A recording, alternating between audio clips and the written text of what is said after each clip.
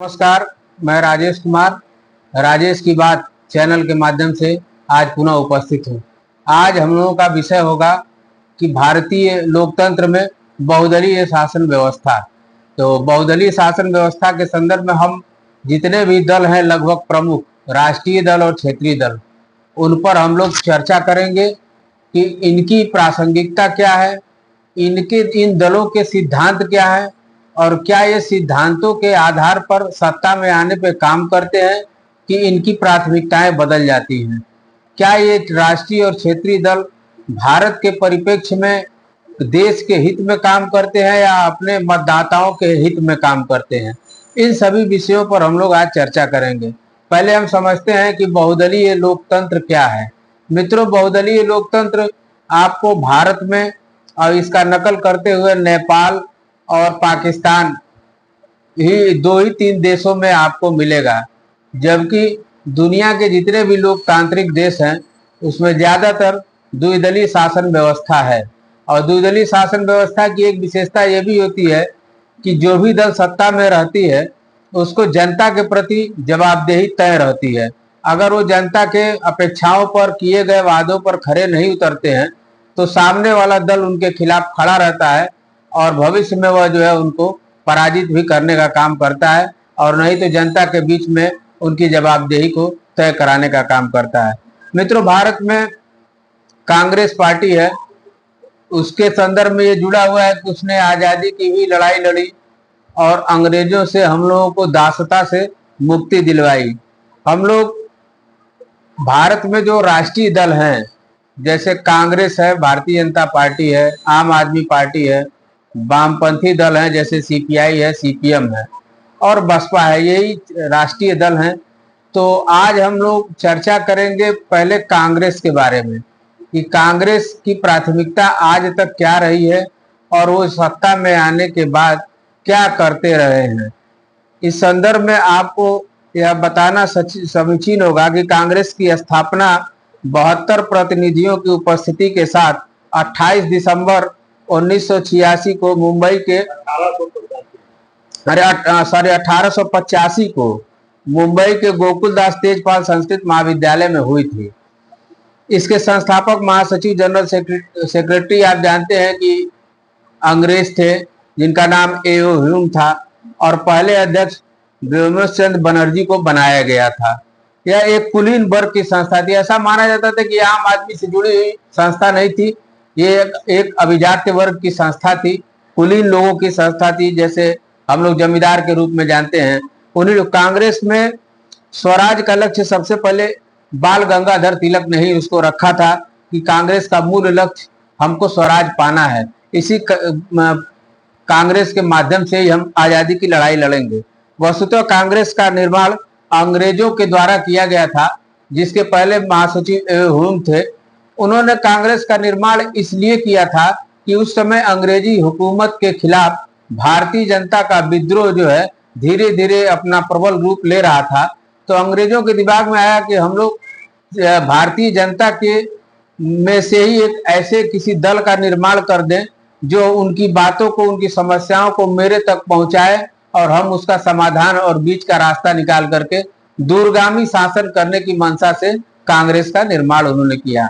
तो इस तरह से कांग्रेस जनता, भारतीय जनता और अंग्रेजी शासक के बीच एक माध्यस्थ या दलाल की भूमिका आप कह सकते हैं निभाने का शुरुआती काम उनका था।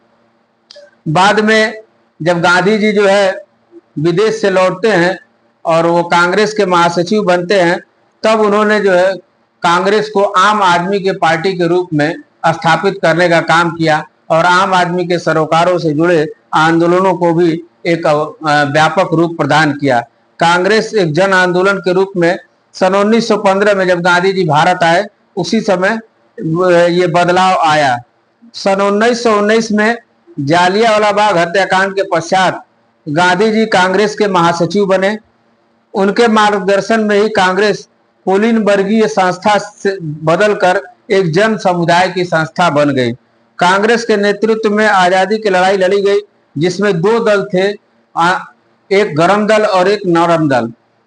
अब हम समझेंगे कि सेकुलरिज्म अर्थात पंथ निरपेक्षता और तुष्टीकरण क्या दोनों में घालमेल है या कोई अंतर भी है?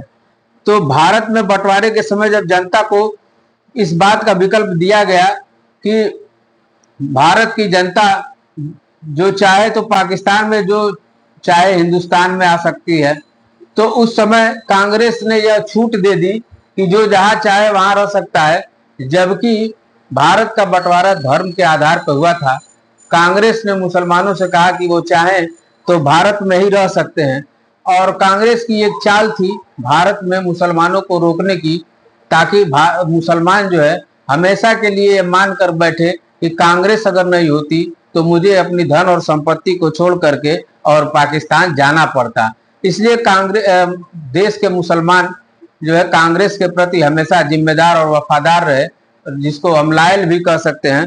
और उन्होंने आज तक इसको ये पहला मुस्लिम तुष्टीकरण भी कह सकते हैं, जिसको सेकुलरिज्म का कांग्रेस ने अमली जामा पहनाया। भारत का एक दुनिया में भारत एक एकलौता देश है जहां पर बहुसंख्यक हितों की कीमतों पर अल्पसंख्यकों को प्राथमिकता दी गई। कांग्रेस तुष्टीकरण का पहला नमूना आजादी के तुरंत बाद देखने को मिला, जब सोमनाथ मंदिर जो ध्वस्त हो गया था, उसको भारत के पहले राष्ट्रपति राजेंद्र प्रसाद जी पुनर्निर्माण कराने के लिए जब केंद्रीय मंत्रिपरिषद के सामने एक प्रस्ताव रखते हैं, तो उसको पंडित नेहरू ने सिरे से खारिज कर दिया कि मंदिर निर्माण का काम सरकार का काम नहीं है। और तत्कालीन सौराष्ट्र सरकार के मुख्यमंत्री को भी यह निर्देश दिया कि इस मंदिर निर्माण में 1 रुपया भी सरकार के तरफ से नहीं जाना चाहिए। परंतु इस वहां सोमनाथ मंदिर का निर्माण भी हुआ और राजेंद्र प्रसाद जी वहां जा करके उसका अनावरण भी किए, मंदिर का उद्घाटन भी किए। परंतु उनको एक सजा भी मिली कि उनको रिटायरमेंट के बाद उनको दिल्ली में स्थान न दे करके और पुनः पटना के एक आश्रम में भेज दिया गया, जहां वो जीवन भर जो है अपना शेष जीवन व्यतीत किए। तुष्टीकरण का प्रभाव भारत के अंदर ही नहीं अपितु भारत के विदेश नीति पर भी पड़ा। आप ये जानते हैं कि आज वर्तमान में इजराइल और फिलिस्तीन का विवाद चल रहा है। उस समय की तत्कालीन नेहरू सरकार ने फिलिस्तीन का साथ दिया, इजराइल का साथ नहीं दिया, और आज तक यह नीति चली आ रही है कि भारत की सरकार फिलिस्तीन की तरफ झुकी रहती है, जबकि इजराइल प्रत्यक्ष या अप्रत्यक्ष रूप से सैन्य और इंटेलिजेंस के रूप में सहायता आज भी भारत को उपलब्ध कराता है। मित्रों, आपको यह जान करके आश्चर्य होगा कि इजराइल वस्तुतः यहूदियों का ही देश है। इसलिए यहूदियों का देश है कि इस्लाम जो है यहूदी धर्म के बाद में आया, तो जाहिर सी बात है कि यहूदी इजराइल के ही मूल निवासी थे और उनको वहां से हटाने की लड़ाई आज तक चल रही है। यह तथ्यगत रूप से भी गलत है कि जो है फिलिस्तीनियों का इजराइल है, जब मोहम्मद साहब और इस्लाम यहूदी धर्म के बाद आया, तो कैसे आप कह सकते हैं कि वह इजराइल फिलिस्तीनियों का है। इस संदर्भ में भी भारत सरकार का स्टैंड, भारत के मुसलमान नाराज ना हो जाएं, इसलिए वो अभी तक जो है फिलिस्तीन के साथ उनकी दोस्ती और उनकी प्राथमिकता बनी रही कि फिलिस्तीन को कुछ नहीं होना चाहिए। जबकि आज तक जो इजराइल है वो भारत के लिए किसी भी कीमत पर खड़ा होने के लिए, जबकि 1999 में कारगिल युद्ध में भी ऐसा माना जाता है कि गोपनीय रूप से इजराइल की सरकार ने हथियार भारत को मुहैया कराए थे। इसके अलावा जो भारत सरकार का अंतर्राष्ट्रीय मंचों पर फिलिस्तीनियों के मानवाधिकार के हनन को भी हमेशा बार बार उठाते रहते हैं। कांग्रेस की धर्मनिरपेक्षता के मॉडल को भारत का बुद्धिजीवी वर्ग और मीडिया संस्थानों ने भी अपनाया, क्योंकि उनको यह डर सताया रहता था कि अगर हम भारत सरकार की इस धर्मनिरपेक्ष अर्थात तुष्टीकरण की नीति को आगे नहीं बढ़ाएंगे तो मेरे खिलाफ भी कार्रवाई हो जाएगी, या उनको विज्ञापनों का भी लालच हमेशा बना रहता था। इसलिए मीडिया संस्थान भी जब मतदान होता था तो मतदान केंद्रों पर बुर्का नशीन महिलाओं को ही दिखाते थे कि भारी संख्या में मुस्लिम महिलाएं वोट देने के लिए बाहर निकली। परंतु 2014 के बाद यह स्थिति, यह नैरेटिव बदला कि नहीं, चूड़ी, सिंदूर और कंगन पहने हुए महिलाएं भी बूथ पर भारी संख्या में जा करके वोट देने लगी हैं। यह मित्रों 2014 के बाद हिंदू बहुसंख्यक समाज ने जो जाति और धर्म के आधार पर बटे हुए थे, जब इकट्ठा होकर के उन्होंने वोट किया तो यह पता चला कि नहीं, अब अल्पसंख्यकों के दम पर ही सरकार नहीं बन सकती है, हिंदू और बहुसंख्यक समाज भी पूर्ण बहुमत की सरकार बनाने में सक्षम है। इस तरह से धीरे धीरे आप देखे होंगे कि जो धर्मनिरपेक्षता और तुष्टीकरण का घालमेल है वह जो है अब सीधे जनता समझने लगी है। जब आप कांग्रेस की नीतियों एवं बयानों में सरकार की कार्यप्रणालियों का अध्ययन करेंगे तो आपको पता चलेगा कि आप देखते होंगे कि इस समय मॉब लिंचिंग की बहुत घटनाएं घट रही हैं, उस पर चर्चा भी हो रही है। जब कोई मुस्लिम समुदाय हिंदू लड़के या व्यक्ति की लिंचिंग कर देता है तो उस हिंदू लड़के की जब लिंचिंग हो जाती है तो कोई भी जो अपने आप को धर्मनिरपेक्ष दल कहता है वह जोर शोर से नहीं उठाता है, लेकिन जो ही कोई हिंदू समुदाय से किसी मुसलमान लड़के का या व्यक्ति का लिंचिंग हो जाता है तो उसको जोर जोर से चिल्ला चिल्ला करके उठाया जाता है। आप देखेंगे कि अयोध्या में जो बलात्कार की घटना घटी है, समाजवादी पार्टी का कार्यकर्ता था, उसका नाम लेने में या उसको पार्टी से निकालने में या उसके खिलाफ बोलने में कितना लोगों को डर है कि अगर हम बोल देंगे तो कहीं मेरा मुस्लिम मतदाता हमसे भड़क न जाए। दरअसल बात यह है कि मुसलमानों को आजादी के बाद से ही ऐसे लोगों को नकारात्मक व्यक्तित्व के साथ जोड़ा गया कि जो है वो इन्हीं लोगों के प्रशंसा करने पर मुसलमान खुश होगा। और सच्चाई यह है कि राष्ट्रवादी मुसलमान महापुरुषों के साथ भारतीय मुसलमानों को जोड़ करके प्रस्तुत नहीं किया गया, और अब इसकी स्थिति यह हो गई कि आज भी मुसलमान जो है हमेशा शक की निगाहों से कहीं भी देखा जा रहा है। इसमें खास तौर से राजनीतिक जो दल हैं धर्मनिरपेक्षतावादी, वही लोग मुसलमानों की इस स्थिति पर लाने के लिए मजबूर किए हैं।